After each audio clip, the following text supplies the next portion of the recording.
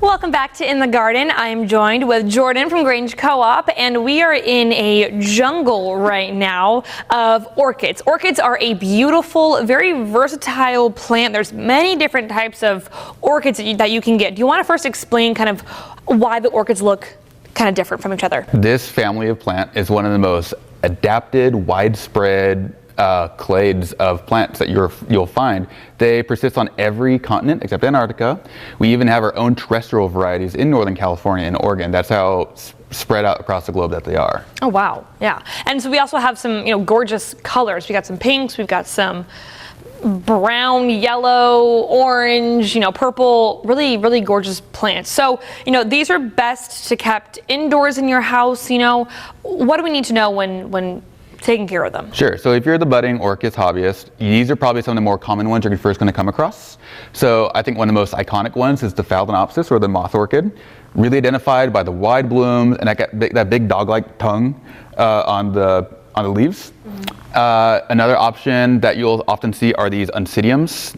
They get their name from these roughly flowers, and they're very upright and defined by these bulblets at the base of their leaves. Okay, so with these orchids, when it comes to watering, you don't need a whole lot of water.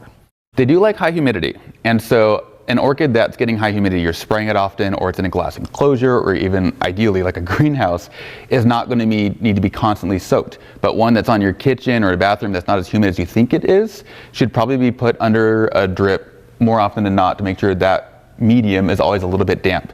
Okay, and so then what about repotting and kind of replanting, if we get ones that are kind of dying off, tripping them? Sure. What about that? So if you're going to get your orchid, it's probably going to come in a small plastic cup, and you're probably not thinking about repotting it until it's done blooming. So the first difference in opinions, some people will say snip the stem, other people will say don't. I'm team snip. I think a healthy orchid is going to put on a new stem just fine and bloom off it. My preference, I don't like the leggy look, but if you wanted to cut this down, cut right above a green growth tip, and you'll get another blooming stem from that. You're also going to take this cup out, you're going to cut it away, pull this old medium off there, and a moth orchid like this has these upright aerial roots that are going every which way but down, and that's fine. We're going to put that in a pot, ideally an orchid pot that has this aeration, these holes in the side.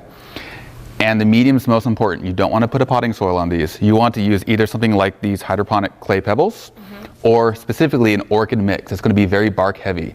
And these are a great gift to give. They're fairly easy to take care of, and they're beautiful in your home. They have a reputation for being difficult, and I don't think that's just the case. All right, well, if you guys want to pick yourself up a gorgeous orchid, of course, you can head to a Grange Co-op store and learn from the experts, or you can head to our website to learn more information. Thank you for joining us in the garden.